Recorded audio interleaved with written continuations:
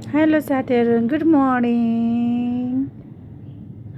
आज बिहान उठेँ, नुहाइधुवाइ गरेपछि पूजा गरेँ। पूजा गर्दा नि के गरौँ र कसो गरौँ हुन्छ। मलाई चाहिँ फेरि यो धेरै राम्रोसँग नआउने भएर होला है। जानी नजानी चाहिँ गर्ने चाहिँ गरिरहेको छु आजभोलि पूजाहरू। मेरो सानो मन्दिर। अनि पूजा गरिसकेपछि मैले चाहिँ यहाँ पानी खाएँ, तातो पानी।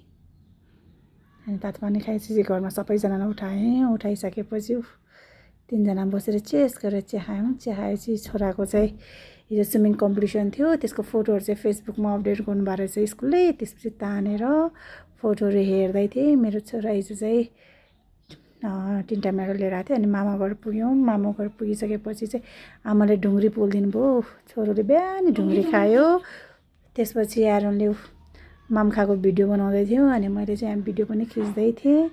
ल साथी, खानाहरू चाहिँ मिठो भयो। आमाकोमा माइती घर चाहिँ साह्रो प्यारो हुन्छ। एरोनले खाए जस्तै गरेर मैले पनि खाएँ ल।